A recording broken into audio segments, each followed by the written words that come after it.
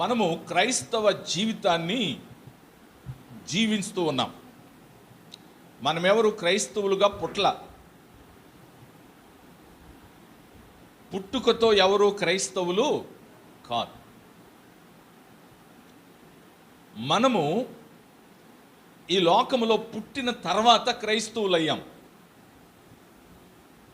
పుట్టుకతో ఎవరు క్రైస్తవులు కాలేరు. ఎందుకంటే క్రైస్తవ్యము అనేది సజీవుడైన దేవునితో సంబంధం. ఆ సంబంధాన్ని మనము నెలకొల్పినప్పుడే క్రైస్తవులు అవుతాం. అంతేగాని తల్లిదండ్రులు క్రైస్తవులు అయితే బిడ్డలు క్రైస్తవులు కాదు. ప్రతి ఒక్కరు కూడా యేసును తెలుసుకోవాలి, యేసుక్రీస్తును అంగీకరించాలి, యేసుక్రీస్తును హృదయంలో చేర్చుకోవాలి. అప్పుడు క్రీస్తు మనలో ప్రకాశించడం ప్రారంభిస్తాడు.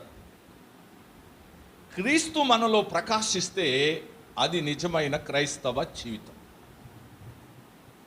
యేసు మనలో ప్రకాశించకపోతే మనకు ఆ స్టేటస్ రాదు. లోకంలో మనకు ఒక స్టేటస్ ఉంది. చదువు, ఉద్యోగం, ఇల్లు, వస్తు వాహనాలు, ఇవంతా ఒక స్టేటస్. దేవునిలో కూడా నీకు ఒక స్టేటస్ ఉండాలి. దేవుని నమ్ముకున్న నీకు ఒక స్టేటస్ ఉండాలి. ఆ స్టేటస్ ఏమిటి? దేవుని నమ్ముకున్నావు, దేవుని యందు విశ్వాసం ఉంచావు, దేవుని సన్నిధిలోనికి వస్తూ ఉన్నావు. కానీ దేవుని సన్నిధిలోనికి వచ్చినటువంటి నీకు ఒక స్టేటస్ అనేది లేకపోతే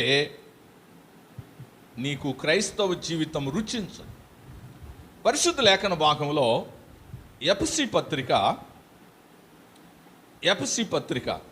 5వ అధ్యాయము 14వ వచనాన్ని చదువుదాం.